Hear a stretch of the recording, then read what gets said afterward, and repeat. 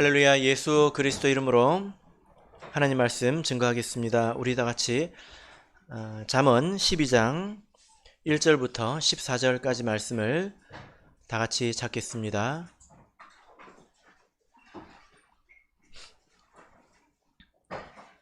잠언 12장 14절 말씀을 저와 여러분이 한 절씩 교독하도록 하겠습니다. 12장 1절 훈계를 좋아하는 자는 지식을 좋아하나니 징계를 싫어하는 자는 짐승과 같으니라.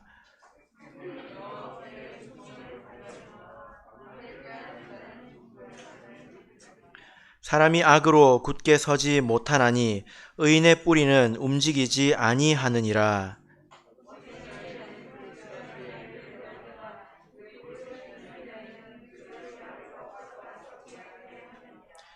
의인의 생각은 공직하여도 악인의 도모는 괴휼이니라.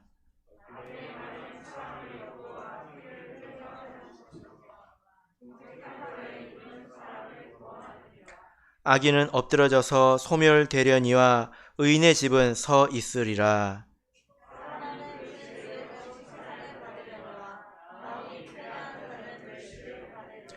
비천히 여김을 받을지라도 종을 부리는 자는 스스로 높은 채 하고도 음식이 핍절한 자보다 나으니라.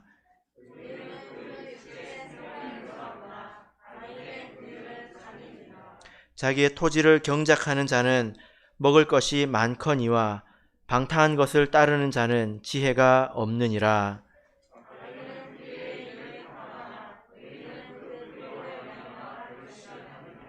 악인은 입술에 허물로 인하여 그물에 걸려도 의인은 환난에서 벗어나느니라. 사람은 입의 열매로 인하여 복록에 족하며 그 손에 행하는 대로 자기가 받느니라. 아멘. 네, 오늘 이 시간은 행하는 대로 자기가 받느니라 라는 제목으로 하나님 말씀을 증거하겠습니다. 우리가 성경을 볼 때 이런 부분에서 좀 헷갈릴 수가 있습니다. 이것은 우리가 우리 인생을 사는 것과도 아주 깊은 관련이 있는데요. 우리가 아무 생각 없이 인생을 살아서는 안 되지 않겠습니까? 어떤 부분이냐면 예를 들면 이런 점입니다. 가라지의 비유를 여러분 들어보신 적 있으시죠? 예수님께서 가라지에 관한 말씀을 하셨습니다. 예수님께서 하나님의 밭에 씨를 뿌리셨는데 악한 자가 와서 덧뿌리고 갔죠. 그래서 나중에 보니까 곡식도 보이고 가라지도 보였습니다. 그 이야기를 이렇게 듣고 나중에 어떻게 생각을 하냐면 나는 곡식일까 가라지일까 이렇게 생각을 하는 것입니다. 왜냐하면 여러분 곡식을 뿌렸으면 그게 계속 곡식으로 자라지 않겠습니까? 이게 중간에 곡식을 뿌렸는데 가라지로 바뀌겠습니까?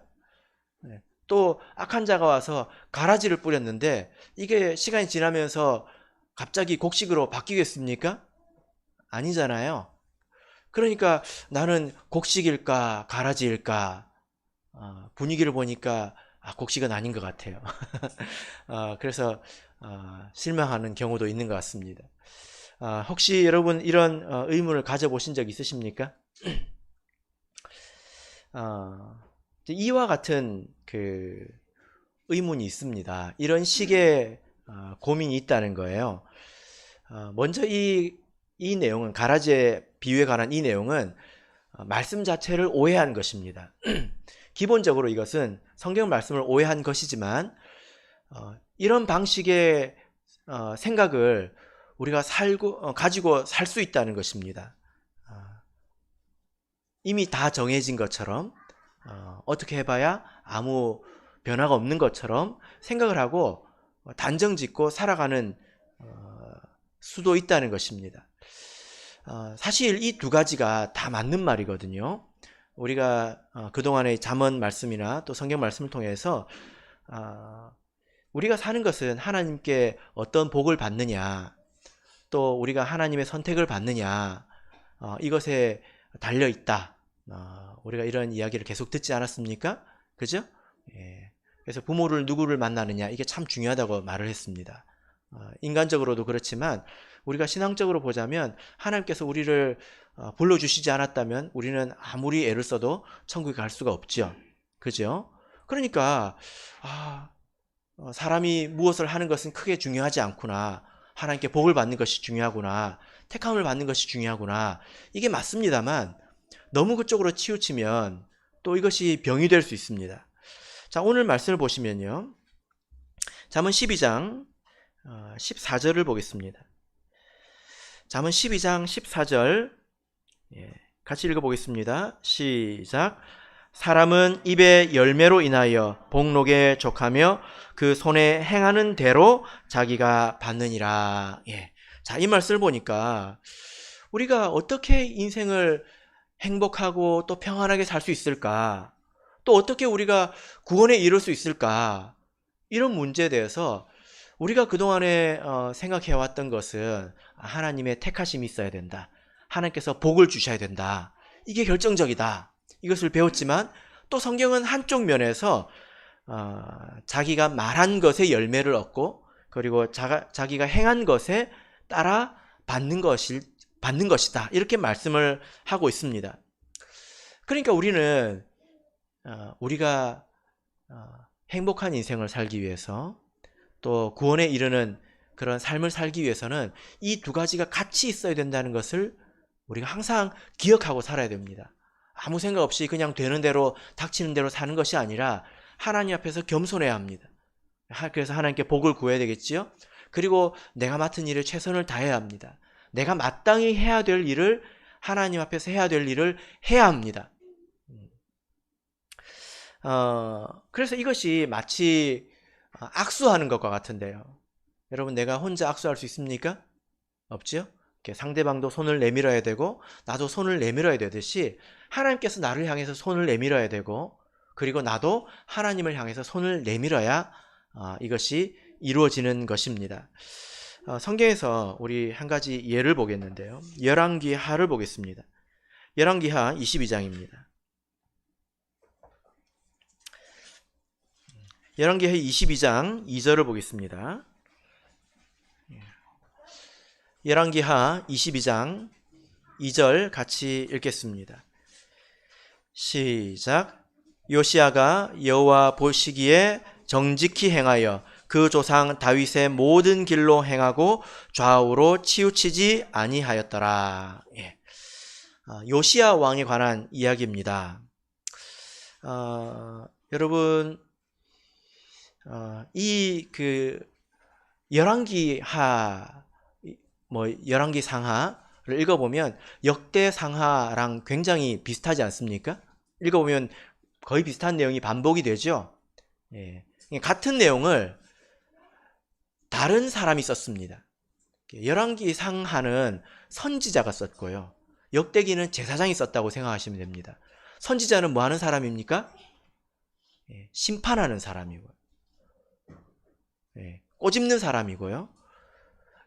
제사장은 감싸주는 사람이지 않습니까? 그래서 동일한 사건을 놓고도 열왕기서에서는 되게 비판을 하고 있고요.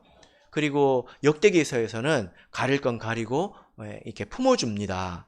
그래서 열왕기 상하는요, 되게 난도지라는 책이에요. 비판하는 책입니다. 이러니까 너희들이 망했지라는 책입니다. 근데 이런 책에서 요시야라는 왕을 설명하는데 뭐라고 설명하고 있습니까? 다윗의 모든 길로 행했다 라고 말하고 있습니다. 그러니까 구약 성경에서 어떤 왕에 대해서 평가할 때 이 왕이 정말로 온전한 사람이다 라는 말을 뭐라고 표현할까요? 다윗과 같다 이렇게 표현을 합니다. 그리고 좀 불만족스럽다 이런 표현을 뭐라고 할까요? 다윗과 좀 다르다 이렇게 표현을 합니다. 엉망진창이다 라고 할 때는 뭐라고 할까요? 여로보암의 길로 갔다 이렇게 이야기를 하죠. 그러니까 이 다윗과 같다고 하는 것은 정말 최고의 극찬입니다. 더군다나 이것이 역대기서도 아니고요. 열왕기서에 기록됐다고 하는 것은 법정에서 검사가 이 사람은 무죄합니다 이렇게 말하는 것과 동일해요. 대단한 칭찬입니다. 그런데 이 그 요시야 왕이 어떤 환경에서 태어났는지 여러분 아십니까? 요시야 왕의 아버지가 누구일까요? 그 할아버지가 누구일까요? 한 장을 앞으로 넘겨보시면 21장에 나옵니다. 그 할아버지가 므낫세입니다. 므낫세. 므낫세 왕은 최악의 왕입니다. 그래서 하나님께서 유다를 멸망시키기를 이 므낫세 때문에 확정하거든요. 그래서 뒤에 요시야처럼 훌륭한 왕이 나와도 나라의 운명은 바뀌지가 않았던 거예요. 그죠? 그렇게 악한 왕입니다. 그 므낫세의 아들이 아몬 왕입니다. 꼭 아몬드가 생각이 나죠. 아몬 왕인데 이 아몬 왕은 자기 아버지를 똑 닮아가지고 정말 악한 왕이었습니다. 하도 나쁜 짓을 많이 해가지고 신하가 죽였어요. 그리고 백성들이 그 신하들을 죽이고 아몬의 아들을 왕으로 세웠는데 그 아들이 요시야였습니다. 근데 그때 요시야가 몇 살이었을까요? 8살이었습니다. 8살이면요 딱지치기 하고 이렇게 사탕 빨고 이제 그러고 놀 때 아닙니까? 술래잡기 하고 그렇게 놀 때 아닙니까? 그런 때 굉장히 위태로운 나라를 책임지게 됐다는 것입니다. 여러분 한번 생각해 보십시오. 여러분 이 요시야 왕은 복이 있는 사람입니까? 부모님을 잘 만났습니까? 육신적인 부모는 잘 만나지 못했지만 그래도 하나님은 아버지이지 않습니까? 근데 이 사람이 그런 환경에서 어떻게 했는지 열왕기하 22장을 쭉 읽어보시면 나옵니다. 그래서 그는 하나님을 감동시켰고 그래서 하나님의 축복을 받지 않습니까? 하나님의 인정을 받지 않습니까? 사실 우리도 매한 가지입니다. 우리가 어떤 형편에서 태어났든지 우리가 하나님을 아버지라고 부를 수 있고 우리가 영 안에서 이렇게 기도할 수 있다는 것은 우리는 이미 택함 받은 것이고 이미 축복을 받은 것입니다. 그럼 우리가 이제 남은 것은 무엇일까요? 하나님 앞에서 내가 무엇을 어떻게 행하느냐, 사실 이것밖에 없습니다. 자, 그래서 오늘 이 잠언 말씀을 통해서 이 말씀을 우리가 읽어보면요, 어떤 사람이 선한 사람이고 또 어떤 사람이 악한 사람이고 또 그 사람들이 받는 인생의 결과는 어떤 것이고 이런 것들을 쭉 말씀하고 있습니다. 한 절 한 절 읽어도 좋지만 오늘 이 말씀을 한 단락으로 같이 보도록 하겠습니다. 먼저 이렇게 하나님의 뜻대로 노력하는 자, 그런 사람을 선한 사람 또는 의인이라고 하고 있죠. 이 말씀을 들을 때 여러분, 우리가 하나님 백성으로 선하게 산다는 것이 교회 나오는 게 전부가 아니잖아요. 그럼 이 말씀을 통해서 내가 하나님 앞에서 정말 선하게 살고 있는지 어떤 사람인지를 생각해 봐야 합니다. 그래서 그런 사람이 어떤 결과를 얻게 되는지 이제 우리가 먼저 본다면 좀 동기부여가 되겠죠. 자, 2절을 먼저 읽어보겠습니다. 자, 본문 말씀 2절을 같이 읽겠습니다. 시작. 선인은 여호와께 은총을 받으려니와 악을 꾀하는 자는 정죄하심을 받으리라. 만약에 우리가 하나님 앞에 선하게 살아간다면 우리는 여호와께 은총을 받게 됩니다. 이 은총이라는 단어를, 은총이 뭘까? 좀 막연하지 않습니까?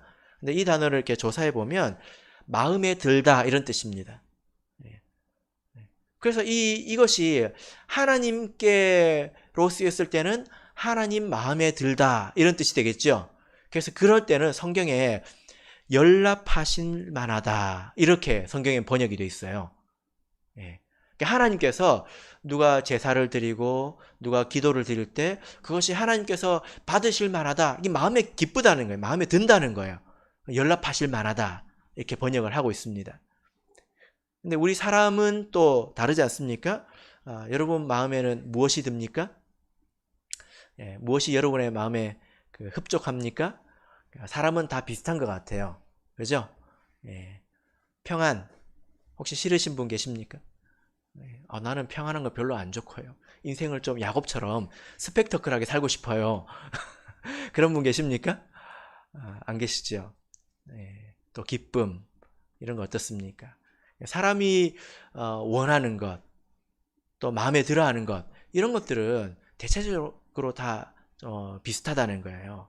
그래서 평안한 삶, 또 마음의 기쁨, 또 우리 영혼의 구원 이런 것들은 바로 이제 하나님의 은총에 해당하는 것입니다. 이건 하나님께서 우리에게 주시는 거죠. 반면에 악인은 무엇을 얻습니까? 2절을 보면 정죄하심을 받느니라 라고 되어 있는데 이것은 하나님께서 미워하신다는 뜻입니다. 하나님께서 비난하신다는 거예요. 하나님께서 미워하시면 여러분 어떨까요? 아주 고통스러운 인생을 살게 되지 않겠습니까? 자, 3절 4절을 읽겠습니다. 이것이 확장되는 것을 볼 수 있는데요. 자, 3절 4절 읽겠습니다. 시작. 사람이 악으로 굳게 서지 못하나니 의인의 뿌리는 움직이지 아니하느니라. 어진 여인은 그 지아비의 면류관이나 욕을 끼치는 여인은 그 지아비로 뼈가 썩음 같게 하느니라. 자, 이런 사람은 하나님 앞에서 분명한 상과 분명한 벌을 받게 됩니다. 그렇기 때문에 우리가 시험에 들지 말아야 되겠죠? 그죠? 하박국처럼 하나님께 따지지 말아야 될 것입니다.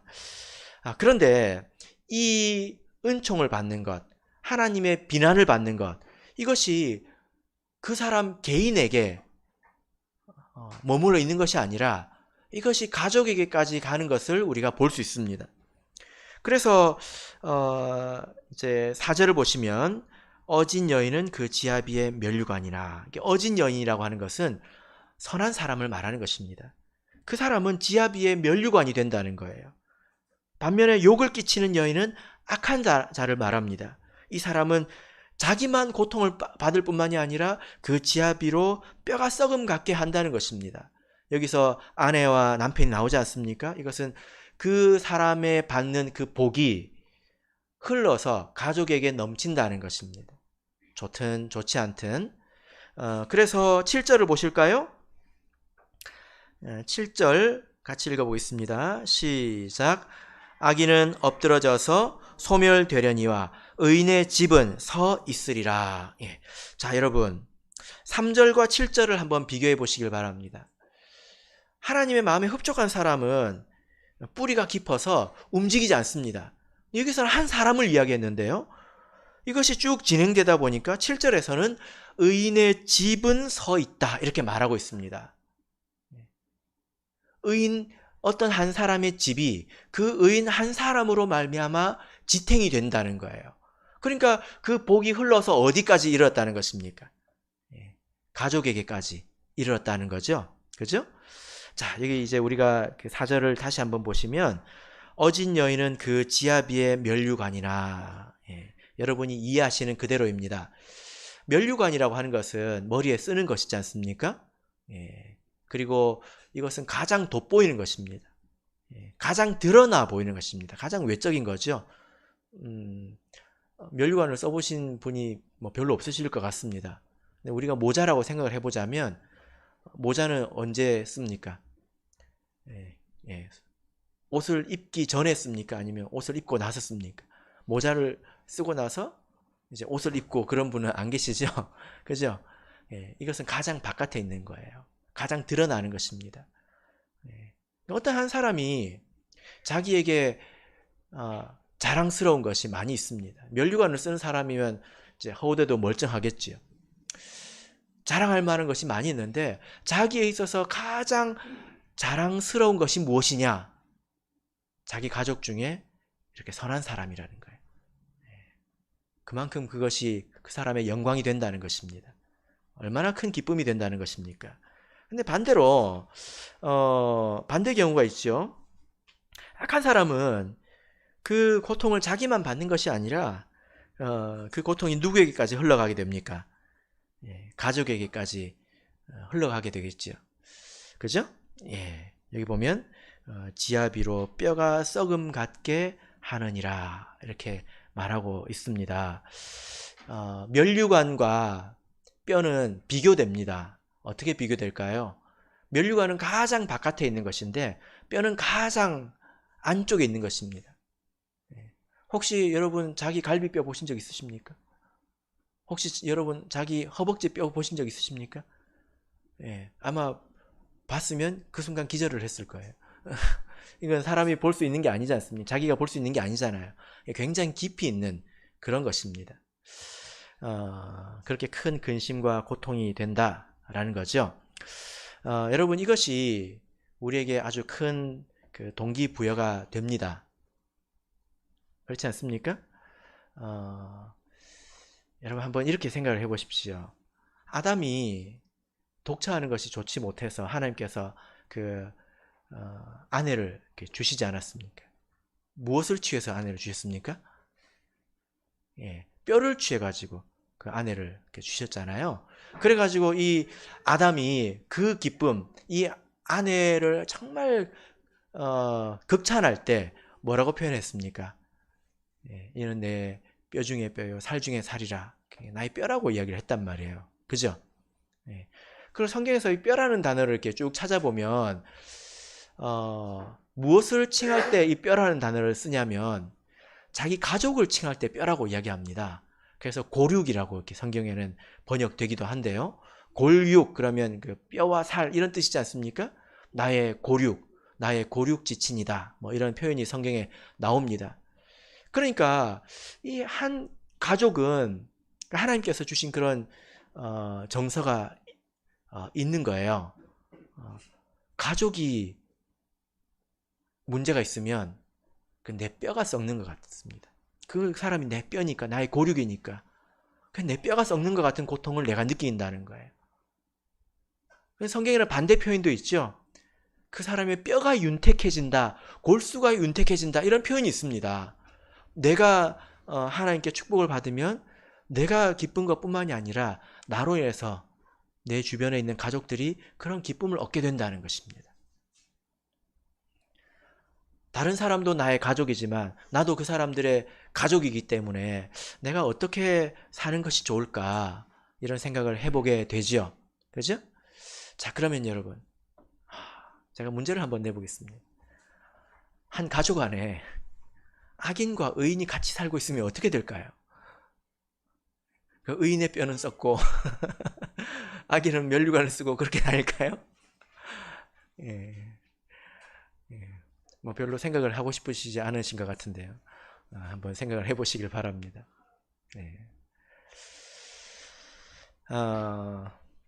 이런 것이 우리 성도에게 큰 동기부여가 됩니다. 자, 그러면 뭐 그 이외에도 이렇게 악한 사람과 또 선한 사람이 받는 축복의 또 저주의 말씀이 또 기록이 되어 있지만 여러분께서 한번 읽어보시길 바랍니다. 자, 그러면 오늘 이 말씀 가운데서 참으로 선한 사람은 어떤 사람인가 우리 한번 생각해 보도록 하겠습니다. 또 악한 자는 어떤 사람인가? 자, 보겠습니다. 1절을 읽어보겠습니다.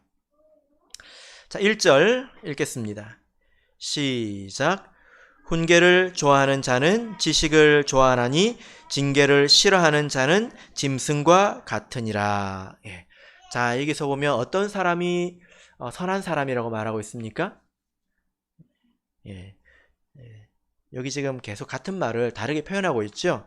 여기 보면 훈계를 좋아하는 사람이라고 말하고 있습니다. 그죠? 예, 훈계를 좋아하는 사람. 그래서 이 훈계라고 하는 것은 사실 책망을 받는 것이고 이제 그런 것인데 훈계받기를 좋아하는 사람, 또 배우기를 좋아하는 사람은 하나님 말씀 배우기를 좋아하는 사람은 그 사람은 믿음이 있는 사람입니다. 그죠? 예. 그래서 좋은 사람입니다. 왜 이 사람은 믿음이 있는 사람일까요? 자, 우리 마태복음 7장을 보겠습니다. 마태복음 7장 18절을 보겠습니다. 마태복음 7장 18절 같이 읽겠습니다. 시작.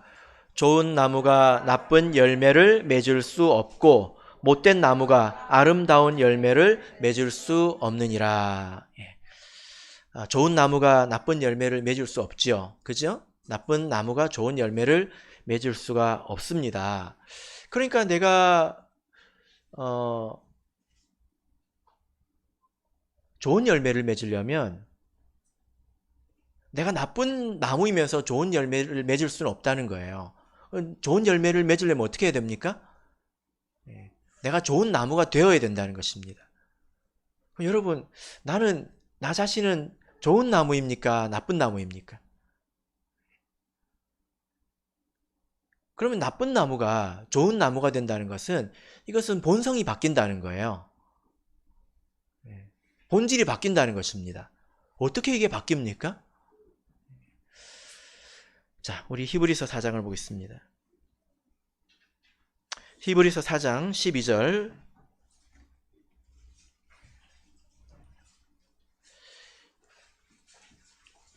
히브리서 4장 12절. 같이 읽겠습니다. 시작. 하나님의 말씀은 살았고 운동력이 있어 좌우의 날선 어떤 검보다도 예리하여 혼과 영과 및 관절과 골수를 찔러 쪼개기까지 하며 또 마음의 생각과 뜻을 감찰하나니. 자, 여기 보면 하나님의 말씀은 살았고 운동력이 있다. 힘이 있다는 것입니다. 이것은 물리적인 힘을 말하는 건 아니죠. 여러분, 하나님 말씀에는 어떤 힘이 있습니까? 관절과 골수를 찔러 쪼갠다. 사람의 내면을 변화시킨다는 것입니다. 사람의 본성을 변화시키는 힘이 있다는 것입니다. 그러니까 하나님 말씀은 나쁜 열매를 좋은 열매 되게 하는 힘이 있다는 거예요. 그러니까 하나님 말씀을 듣기를 좋아하는 사람은 이런 하나님의 말씀의 능력을 믿는 사람이고 그것을 아는 사람입니다. 경험한 사람들이죠. 그래서 이런 사람들은 하나님 말씀을 계속 이제 듣고 나중에 좋은 열매를 맺을 것입니다. 그래서 이 사람들은 믿음이 있는 사람이라는 거예요. 그래서 우리가 어떤 사람이라 하더라도 하나님 말씀을 잘 듣는 사람은 그 사람은 갈수록 나아집니다. 그렇지 않겠습니까? 또 훈계를 좋아하는 사람은 이렇게 믿음이 있는 사람일 뿐만이 아니라 이 사람은 겸손한 사람입니다. 자기 자신을 이제 자기 자신에 대해서 겸손한 사람이라는 것입니다. 왜냐하면 자기의 부족함을 또 인정하고 받아들이는 그런 사람이지 않습니까? 사람이 참 시대가 이렇게 흘러갈수록 또 사람들의 이렇게 배움이 많아지기 때문에 뭐 특히 우리 한국 같은 경우는 다들 이렇게 학력이 갈수록 높아지고 있지 않습니까? 그래서 사람들이 잘 듣지 않는 그런 사회가 되어가는 것 같습니다. 제가 어떤 책을 읽었는데요. 어떤 컨설턴트가 적은 책입니다. 이 컨설턴트는 뭐 하는 사람이냐면 조언해주는 사람이지 않습니까? 그래서 그 사람이 조언해주는 책을 적었습니다. 그 책 제목이 제가 정확하게 기억이 안 나는데요. 별로 기억하고 싶지도 않더라고요. 사람들에게 어떻게 나의 그 매력 있는 사람이 될 것이냐, 뭐 이런 이제 책이었던 것 같습니다. 그래서 매력적인 사람이 되려면 하고 이제 조언을 해주는 거예요. 거기서 기억이 나는 게 한 가지밖에 없습니다. 뭘까요? 조언해주는 사람이 매력적인 사람이 되도록 하기 위해서 조언을 해주는 책을 냈는데 그 안에서 무엇을 조언하고 있느냐? 절대로 조언하지 마라. 조언을 하고 있었습니다. 말이 좀 어렵습니까? 절대 충고하지 마라. 이렇게 그 이야기를 해놨더라고요. 자기가 자기 말을 적어놨는데 자기가 컨설턴트니까 사람들이 와가지고 되게 많이 물어본대요. 친구들도 와가지고. 그 사람은 반드시 돈을 받는데, 대가를 받는데. 왜냐하면 그냥 좋은 마음으로 해줬더니 사람들이 잘 안 듣더래요. 그리고 쥐가 나를 얼마나 안다고, 이렇게 생각을 하더라는 것입니다. 사람들이 다 이제 교만해 있다는 거예요. 그런데 희한하게 돈을 받으니까 귀하게 생각하더라는 것입니다. 왜 그럴까요? 이건 내가 샀다. 내가 스스로 내가 주도적으로 산 것이다. 충고를 들은 것이 아니라 내가 샀다. 이렇게 생각을 하는 것입니다. 뭐 그런저런 이야기를 통해서 사람들의 마음이 얼마나 높아져 있는가. 듣는 것 같지만 듣지 않고 자기가 자기를 가장 잘 알고 내 자신은 내가 스스로 가장 잘 알아서 할 수 있다. 지금 시대가 갈수록 이렇게 변해가고 있다는 거예요. 그런데 여기서 훈계를 듣기에 좋아한다면 그 사람은 참으로 겸손한 사람이지 않겠습니까? 우리가 정말 이런 사람이 되기를 바랍니다. 이런 내용이 이제 이어지는데요. 이런 겸손한 그 말씀 앞에 겸손한 태도가 그 삶에서도 드러나는 것을 볼 수 있습니다. 자, 9절부터 12절까지를 보겠습니다. 9절부터 12절 우리 같이 읽어보겠습니다. 시작. 비천히 여김을 받을지라도 종을 부리는 자는 스스로 높은 채 하고도 음식이 핍절한 자보다 나으니라. 의인은 그 육축의 생명을 돌아보나 악인의 긍휼은 잔인이니라. 자기의 토지를 경작하는 자는 먹을 것이 많거니와 방탕한 것을 따르는 자는 지혜가 없느니라. 악인은 불의의 일을 탐하나 의인은 그 뿌리로 말미암아 결실하느니라. 여기서 이 의인은 자기 삶에 있어서도 굉장히 겸손한 것을 볼 수 있습니다. 그러나 실속이 있는 것을 볼 수 있습니다. 자, 여기 보면 이 사람은 비천히 여김을 받을지라도, 사람에게 비천히 여김을 받을지라도 이렇게 말을 하고 있습니다. 그러나 반면에 스스로 높은 채 하는 사람이 있죠. 그죠? 그 이후에 10절부터 11절을 보면 육축, 토지 이런 것들이 나오는데 이런 것들은 무엇을 말하냐면 생활을 말하는 것입니다. 그리고 특별히 정직하게 되돌려주는 것들을 말하고 있습니다. 육축이나 땅은 말이 없죠. 그러나 주인이 어떻게 관심을 가지냐에 따라서 다른 결과를 그 주인에게 돌려주지 않습니까? 이런 사람들은 그렇게 말없이 자기 일을 성실하게 묵묵하게 해나간다는 것입니다. 그래서 실속이 있다는 거예요. 여러분, 하나님 믿는 사람들이 이런 생각을 제가 해보는데, 하나님 믿는 사람들이 어쩌면 좀 허파에 바람이 들어갔을 수도 있겠다. 이것이 좀 극단적으로 이렇게 된 사람이 누구냐면 사도행전 8장에 나오는 마술사 시몬입니다. 그 사람이 하나님을 믿었죠. 그렇죠? 그런데 나중에 저주를 받지 않습니까? 왜 저주를 받습니까? 하나님을 통해서 한몫 잡으려고 했거든요. 근데 우리 중에 뭐 그런 거 가지고 한몫 잡으려고 하는 사람이 누가 있겠습니까? 그런데 괜히 마음이 부풀어 있는 거예요. 왠지 나는 잘 될 것 같아요. 하나님께서 복을 주셔가지고 나는 잘 살 것 같아요. 그냥 마음이 부풀어 있는 거예요. 무슨 이야기인지 아시겠죠? 그죠? 하나님께서 왠지 나에게 크게 복을 베풀어 주셔가지고 잘 될 것 같은 그런 느낌이 있습니다. 그런데 여기서 보면 이 의로운 사람, 선한 사람은 하나님 말씀 앞에서도 겸손하고 자기 삶에 있어서도 겸손합니다. 주어진 것을 묵묵히 해내고 있지 않습니까? 그래서 결국 종을 부리는 그런 내실 있는 그런 삶을 살고 있지 않습니까? 여러분, 우리가 이 허파에 바람이 들었다면 이게 빨리 빼야 합니다. 그래서 주변을 다 돌아보면 다 나오지 않습니까? 현실은 현실대로 살면서 공상에 빠져서 산다면 그건 안 되는 거예요.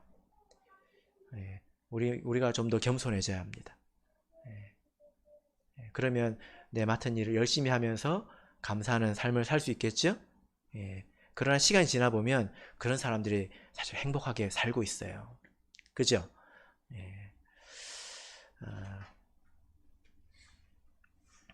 그러나 반대로 이제 반대 사람을 보겠습니다. 반대 사람은 어떤 사람일까요? 선한 사람의 반대겠죠. 뭐. 그죠? 1절을 보면 어떻게 나옵니까? 선한 사람이 좋아하는 것을 악한 사람은 싫어합니다. 그래서 무엇을 싫어한다고 나옵니까? 질책을 징계받는 것을 싫어한다. 이렇게 말하고 있습니다. 그래서 그런 사람을 여기서 뭐라고 표현하고 있습니까? 짐승이라고 표현하고 있습니다. 그래서 여러분 꼭 기억하십시오.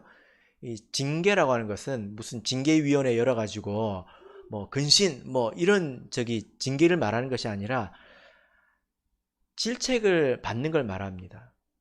어쩌면 지금도 스스로 마음속에서는 질책으로 받아들여질 수 있지 않습니까? 이런 걸 듣고 싫어하는 거예요. 그런 사람은 무엇과 같다고 말하고 있습니까?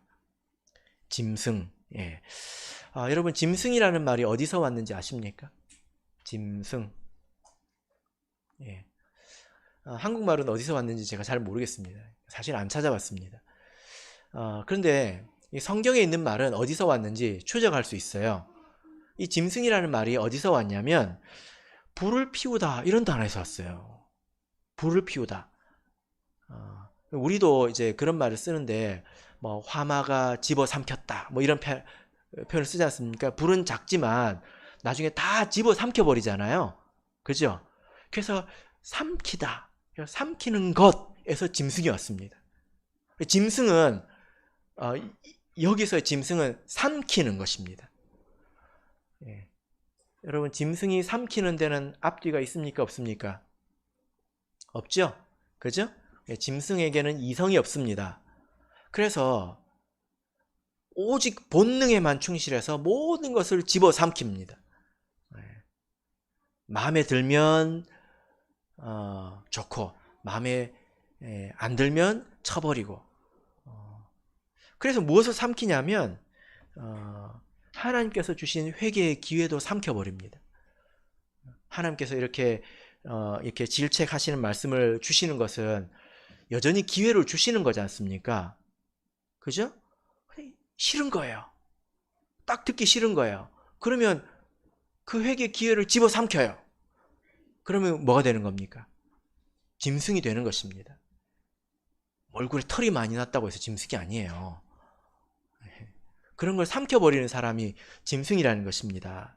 자, 그 다음에 6절을 보겠습니다. 자, 6절 읽겠습니다. 시작. 악인의 말은 사람을 엿보아 피를 흘리자 하는 것이니와 정직한 자의 입은 사람을 구원하느니라. 여기 보니까 이 악인은 사람을 엿보아서 피를 흘리자. 나에게 이익이 된다면, 나에게 이제 유익이 있다면 다른 사람도 집어삼킬 수 있다는 거예요. 다른 사람에 대한 배려가 없다는 것입니다. 그죠? 그래서 이 짐승이라고 하는 것은 자기의 어떤 그 이익을 기준으로 모든 것을 집어삼키는 것, 자기의 본능을 중심으로 모든 것을 집어삼키는 사람을 짐승이라고 하는 것입니다. 그러니까 우리가 만약에 먹고 사는 것이 전부이고 또 나에게 좋은 것이 전부라면 사실 우리가 이제 짐승이 되는 거겠죠. 짐승에게는 자비가 없습니다. 사자가 배가 고프면 잡아먹죠.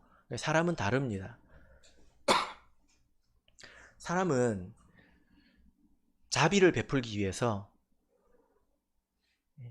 자기의 배고픔을 참을 수 있는 게 사람이죠. 그게 사람이죠. 자기의 이익만을 위해서 아무것도 하늘도 고려하지 않고 사람도 고려하지 않는 것은 짐승이라는 것입니다.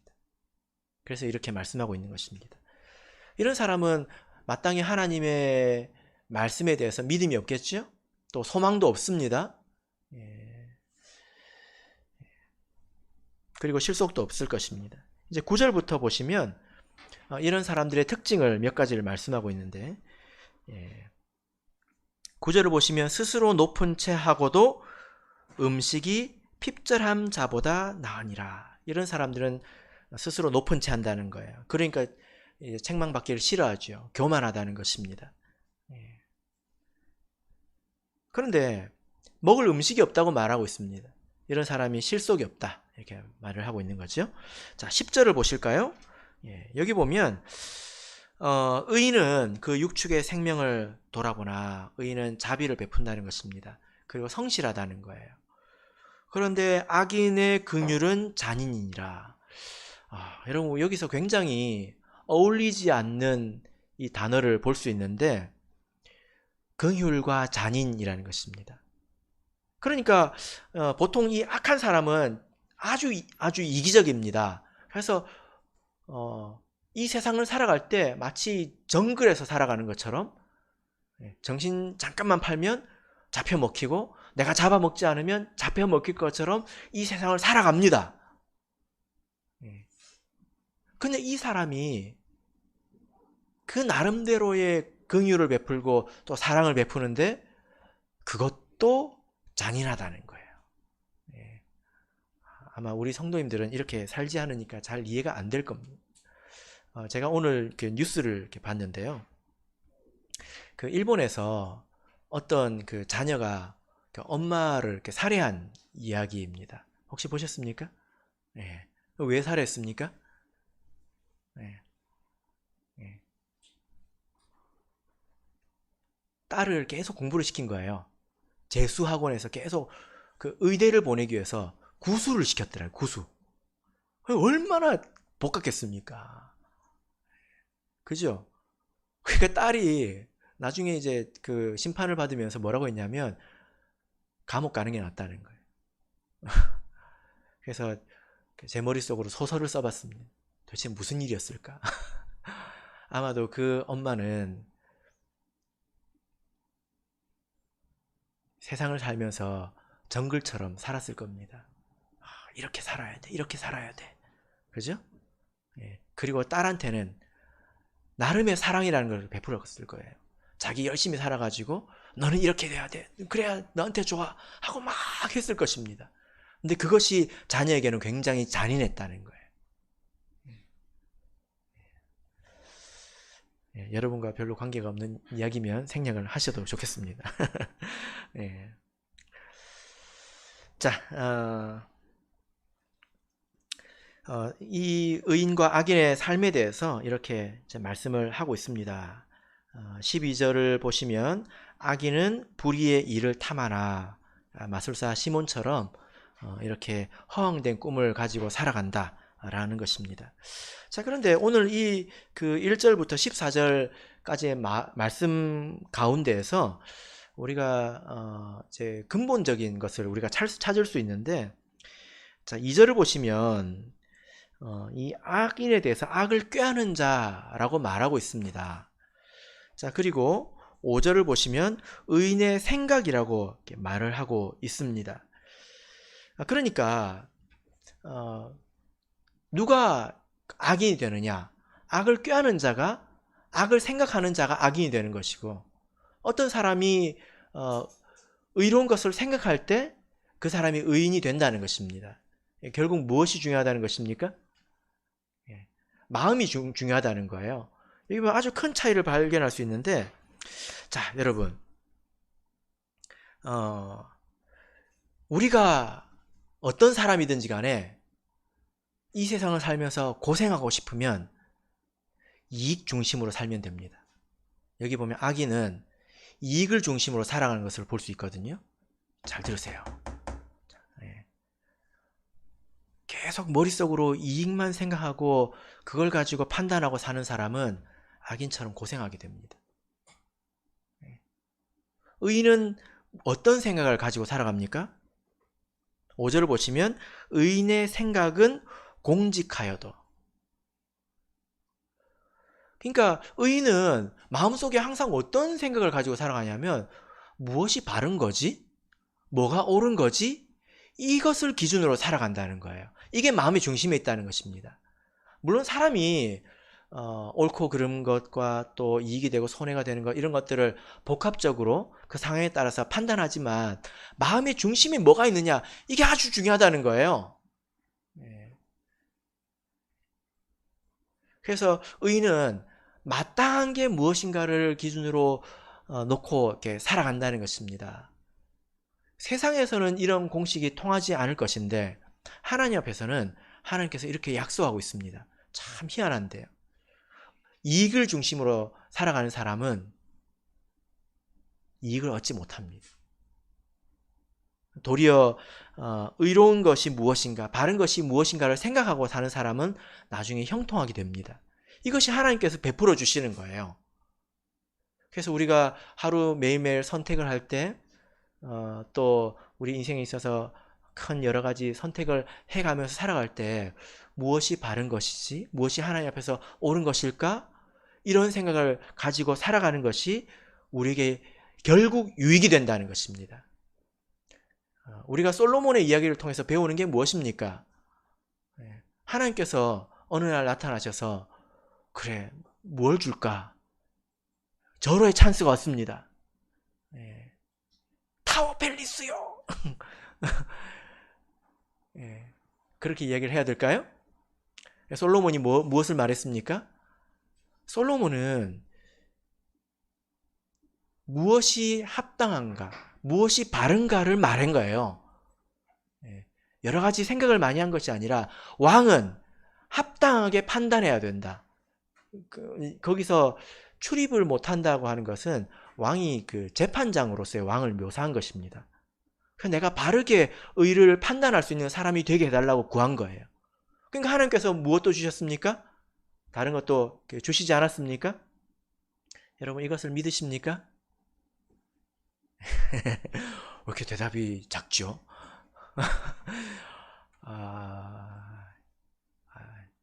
뭐 이렇게 당연한 걸 물어보냐, 뭐 그런 거죠? 알고 있습니다. 제가 여러분들의 마음을 다 알고 있죠.